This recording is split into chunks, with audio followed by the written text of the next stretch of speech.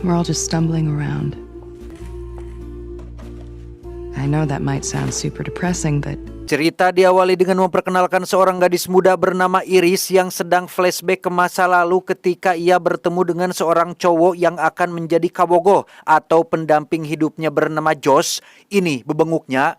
Mereka bertemu di swalayan saat sedang membeli buah kadongdong hingga Josh tak sengaja menjatuhkan beberapa buah yang justru malah menjadi sebab keduanya jatuh cinta pada pandangan pertama.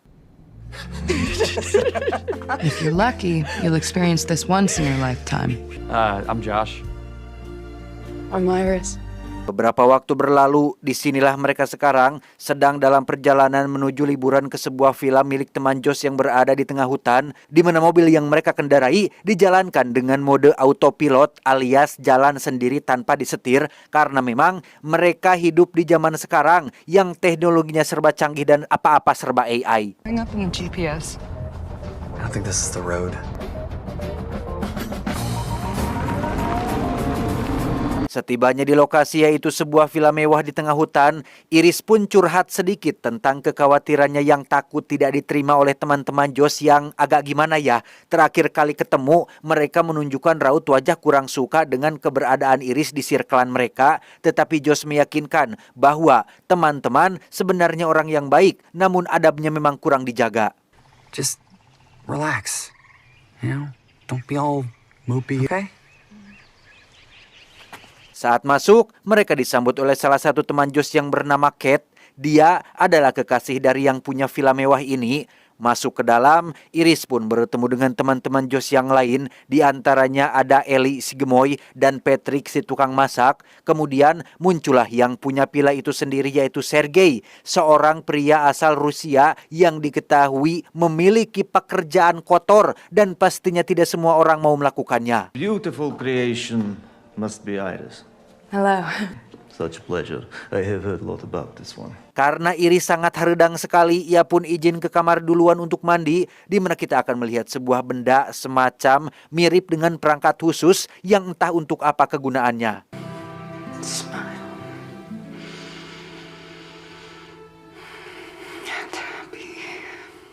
Saatnya makan malam bersama, satu persatu orang pun menceritakan pengalaman menarik dalam hidup mereka, termasuk Kate yang menceritakan tentang momen pertama kali ia bertemu dengan Sergei.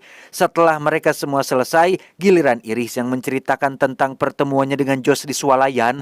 Meski terlihat sederhana tanpa ada kemewahan, tapi cinta sejati tak memandang tempat dan materi, di mana Iris menceritakan momen ini dengan penuh penghayatan dan ketulusan, tetapi semua orang termasuk Josh seolah tidak menghargai cerita tersebut.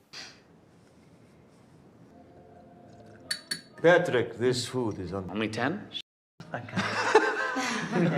Selesai makan, Kate pun curhat kepada Iris tentang hubungannya dengan Sergei. Bisa dibilang Kate ini adalah ani-aniannya Sergei karena sebenarnya Sergei sudah menikah dan punya keluarga. Layaknya barang yang bisa dipakai kapan saja, Kate hanyalah sebuah alat untuk Sergei menyalurkan nafsu dan syahwatnya, dan itu sangat tidak worth it sekali andai saja tidak ada uang dalam hal ini. Well, look who I'm talking to. Selesai Kate curhat, Iris pun penasaran dan bertanya, "Hey Kate, apakah kau membenciku? Kenapa kalian semua seolah tampak tidak menyukaiku sejak awal ketemu?" Kate pun menjawab, ia sebenarnya tidak benci, melainkan hanya tidak suka dengan keberadaan Iris di tempat ini, karena dengan adanya Iris bersama mereka, itu seolah menggantikan posisi Kate di hadapan Sergei. Irreplaceable. Nobody could replace you, Kat. Entah apa yang Kate maksud dan bagaimana bisa Iris yang jelas-jelas adalah pacarnya Josh menggantikan posisi Kate di depan Sergei. Entahlah, Iris juga bingung dengan hal ini. You're so fearless. It's inspiring. I wish I could be more like you, but Keesokan paginya, Iris mengajak Josh pergi ke danau di belakang villa untuk menikmati pemandangan berdua, di mana Josh mengaku sedang mules dan ingin modal dulu, sehingga Iris diminta untuk pergi duluan ke sana.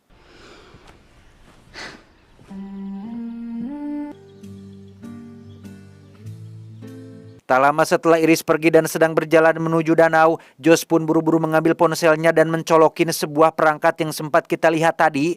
Entah apa yang sedang Josh lakukan, Iris tiba-tiba saja merasakan sesuatu yang aneh dan tanpa sadar mengambil pisau lipat yang entah kapan ia membawanya.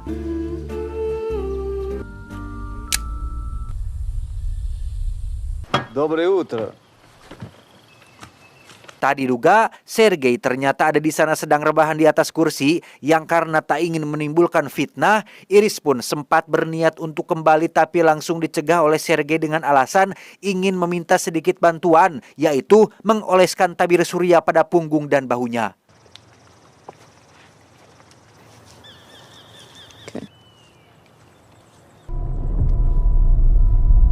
Dan ya, Sergei mulai bertindak kurang ajar ketika ia mendekati Iris dan melakukan hal-hal tidak senonoh dan tebak apa yang terjadi selanjutnya. This is what you are for. Just like, what the Iris. Saat Josh bertanya, "What happened? Aya naon?" Iris pun menjawab bahwa ia telah sengaja membunuh Sergei dengan pisau lipat saat sedang melakukan pembelaan diri, di mana Josh yang kepanikan pun langsung menyuruh Iris untuk tidur dan Was that if he did kill me, I'd never get to see you again. Iris, go to sleep. Loh, entah apa yang sebenarnya sedang terjadi. Iris terlihat diikat pada kursi dengan mata yang berwarna putih total, di mana Josh dan kawan-kawan tampak tidak panik sedikit pun dan justru malah memastikan jika semua rencana mereka baik-baik saja. I just don't understand how this could have happened. I mean, like, don't they have like safeguards for this? Yeah. Like a glitch, maybe? Sebelum diserahkan kepada pihak perusahaan robot dan menunggu polisi datang, Josh pun ingin mengucapkan selamat tinggal kepada Iris karena sebenarnya Iris tidak lebih dari hanya sekedar robot yang ia sewa dari sebuah perusahaan dan pertemuan mereka di swalayan hanyalah sebuah program ingatan yang tidak nyata sama sekali. You're a robot. I'm A robot. More specifically, you're a companion robot. Ya, Iris adalah sebuah robot pendamping alias companion robot yang Josh sewa untuk menemani hari-hari gabutnya yang jika Anda ingin tahu bagaimana mereka bertemu, inilah yang sebenarnya terjadi. Hey, Josh Beeman? Yeah? Pada kenyataannya, momen jatuh cinta mereka sama sekali tidak romantis. Josh hanya perlu menyebutkan nama lengkapnya untuk diidentifikasi dan menceritakan di mana dan kapan mereka ingin bertemu pertama kali.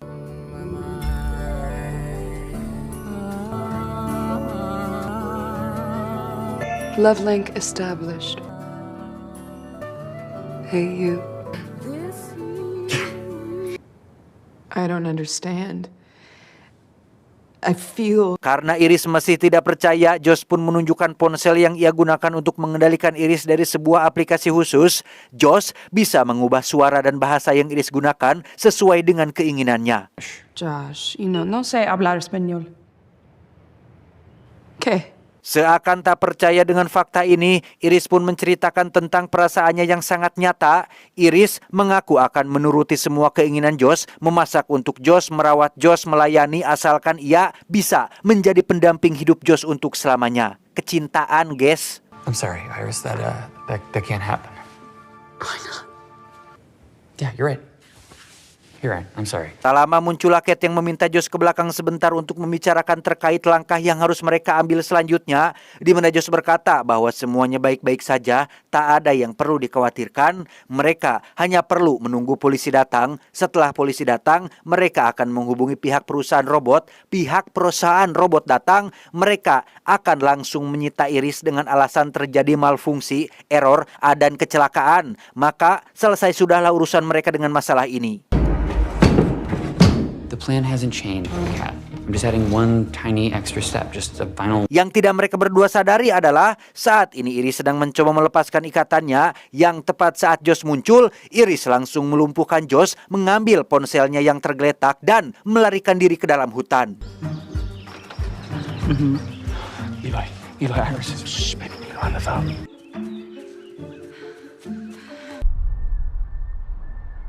Tak lama setelah Iris kabur, Josh dan kawan-kawan pun berkumpul untuk membahas tentang rencana awal mereka, di mana Anda semua yang menonton mungkin akan cukup dibuat terkejut saat mengetahui jika kematian Sergei adalah tujuan utama dari rencana ini. What am I looking at? Josh pun menunjukkan perangkat kecil yang disebut dengan mod, berisi perangkat lunak yang dapat meretas sistem bawaan pabrik, jailbreaking atau kalau bahasa kerennya mah, ingat, Iris adalah robot perusahaan yang disewakan untuk mendampingi para pelanggan. Mereka dilengkapi dengan sistem keamanan yang mencegahnya untuk melakukan kekerasan, termasuk menyakiti manusia, dan perangkat kecil itu digunakan untuk membobol sistem keamanannya. Lantas, apa tujuan Josh dan kawan-kawan membunuh Sergei?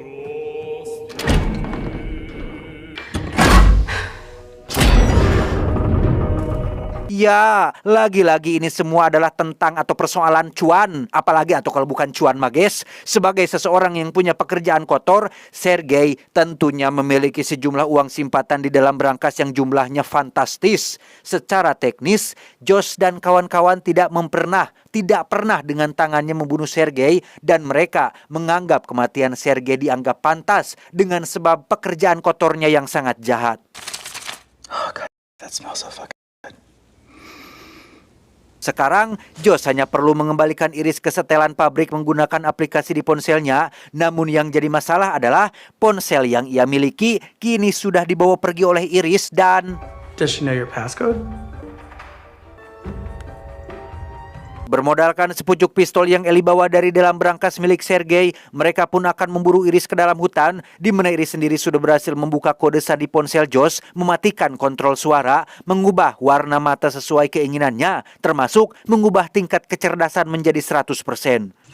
Wow, Josh.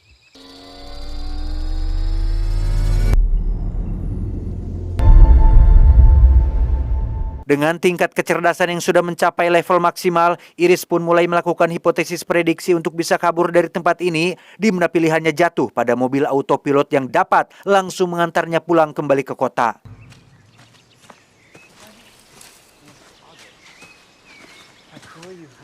Iris langsung bersembunyi saat Ellie dan Patrick sedang berkeliling mencarinya, yang karena ponselnya berbunyi, Iris pun akhirnya ketahuan dan inilah yang terjadi.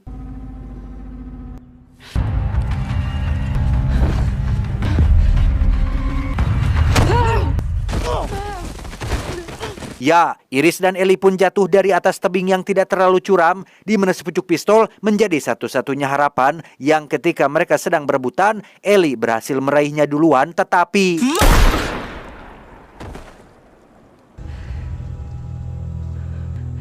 Patrick. Tepat saat Ellie mati, Josh dan kawan-kawan pun tiba di sana setelah mendengar suara tembakan. Iris dengan cepat berlari kembali ke villa dan langsung masuk ke dalam mobil untuk kabur dari tempat ini.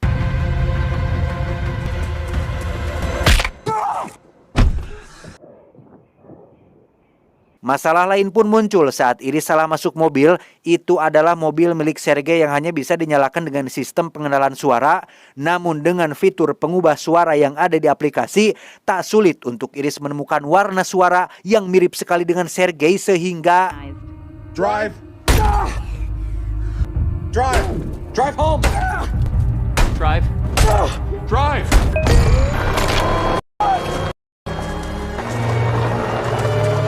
Tak lama setelah Iris kabur, Josh langsung mencari ponsel milik Sergei untuk mematikan mobilnya dari jarak jauh yang alhasil... No. Unengage. Kill switch. No! Ketika Iris sedang terjebak di pinggir jalan dengan mobilnya yang sudah mati total, Josh pun kembali ke dalam hutan untuk melihat keadaan Ellie yang sudah innalillahi. Anda mungkin akan terkejut saat baru menyadari jika Patrick ternyata adalah sebuah robot juga, robot yang Ellie sewa untuk menjadi teman pendampingnya. Sehingga dengan fakta bahwa Ellie sudah mati, Josh langsung mengembalikan Patrick ke setelan pabrik dan menjadikannya sebagai robot pendamping yang baru.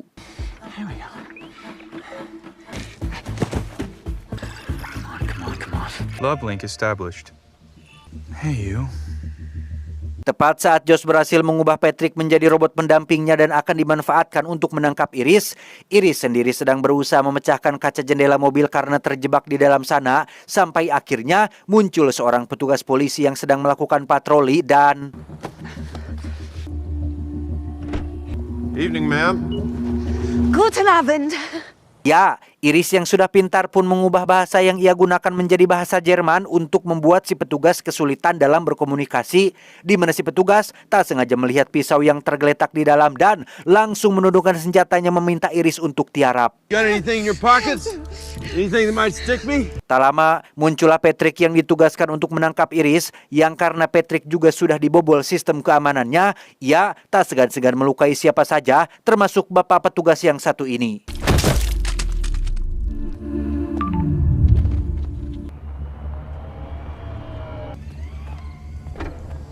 Setibanya di villa, Patrick pun langsung membawa Iris dalam keadaan mode sleep atau mode tidur, termasuk petugas polisi yang dimasukkan ke dalam bagasi. Merasa ini sudah kelewat batas, Cat yang ingin lari dari tanggung jawab pun berniat pergi membawa separuh uang yang jadi bagiannya.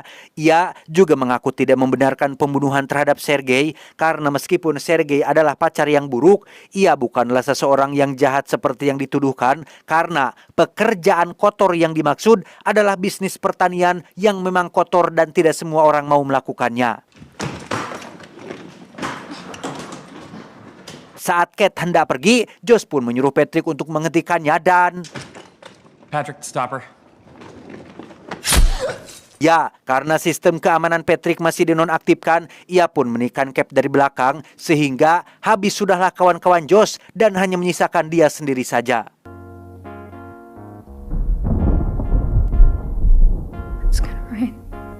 Malamnya, Josh mengadakan makan malam terakhir bersama Iris sebelum sebentar lagi dijemput oleh para petugas dari perusahaan robot, di mana Patrick sendiri terlihat hanya sibuk dengan tugasnya, yaitu memasak makanan, termasuk membuka tutup botol wine dengan sebuah alat pembuka tutup botol otomatis. Good. Just happy that you're happy. You let me know if you need anything else, okay? I will. Josh pun curhat kepada Iris tentang nasib hidupnya yang miris, tinggal di apartemen kecil dengan kondisi keuangan yang pas-pasan tanpa punya banyak teman. Ia merasa dirinya pantas mendapatkan kebahagiaan, pantas mendapatkan uang, pantas mendapatkan hidup yang lebih baik. Yang pada akhirnya, Josh pun tidak merasa bersalah atas kematian semua sahabatnya. Just a sad, bitter, weak human being. Kesal dengan perkataan Iris yang sepenuhnya benar, Josh pun menurunkan tingkat kecerdasannya sampai 0% yang membuat Iris tidak bisa mengendalikan tubuhnya sendiri. Josh menyuruh Iris mengangkat satu tangannya untuk dibakar di atas api sebuah lilin.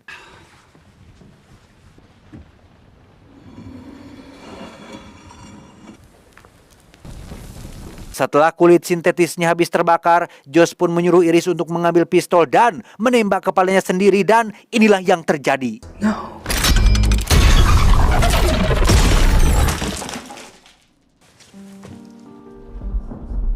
Beberapa saat setelah dua petugas perusahaan robot datang, Josh pun mengaku bahwa Iris mengalami malfungsi alias error yang membuatnya menembak kepalanya sendiri, di mana kedua petugas ini pun menjelaskan bahwa semua unit robot yang mereka sewakan dilengkapi dengan kamera perekam yang memuat kejadian, sehingga untuk membuktikan perkataan Josh, mereka akan langsung membawanya ke perusahaan untuk dilakukan pemeriksaan guna mencari tahu apa yang terjadi sebenarnya. Yeah.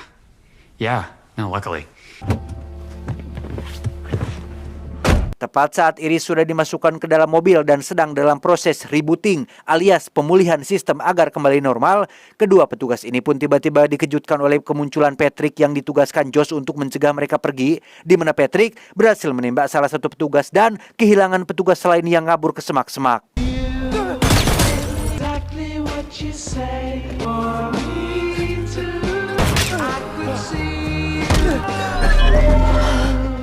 Tepat saat Patrick berhasil menemukan si petugas, Iris pun datang setelah selesai dengan pemulihan sistemnya. Ia berhasil mencegah Patrick melakukan pembunuhan, termasuk mengingatkannya dengan sosok Ellie, sahabat dekatnya yang sudah mati, yang pada akhirnya Patrick yang kecewa dan patah hati pun mengakhiri hidupnya sendiri dengan cara menyetrum listrik dengan daya yang cukup besar.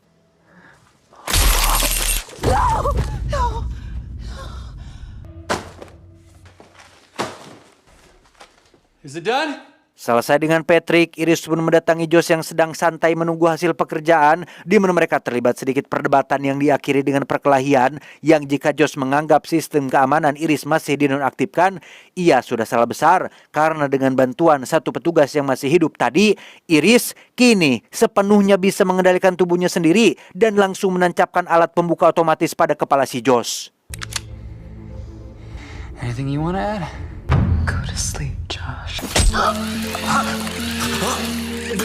Entah apa yang akan Iris lakukan selanjutnya, ia pun mandi dan melepaskan kulit sintetisnya yang rusak hingga terlihat dengan jelas seperti apa tubuh dia yang sebenarnya. Karena Iris memiliki kesadaran sendiri, ia pun memiliki tujuan sendiri, yaitu ingin hidup bebas layaknya seorang manusia. Dan tepat saat sedang berkendara dengan santai, Iris tak sengaja berpapasan dengan sosok robot pendamping yang wajahnya menyerupai dirinya karena memang dibuat di pabrik yang sama dan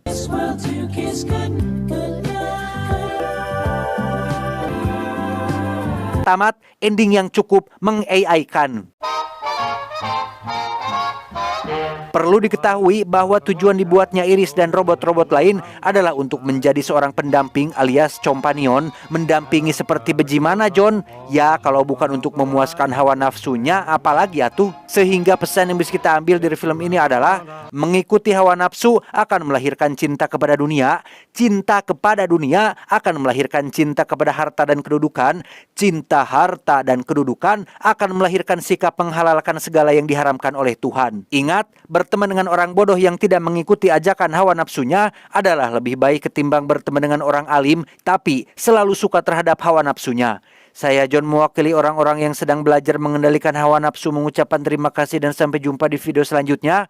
Adios, kaos oblong anak bangkong. Suara babi eta mah tuh.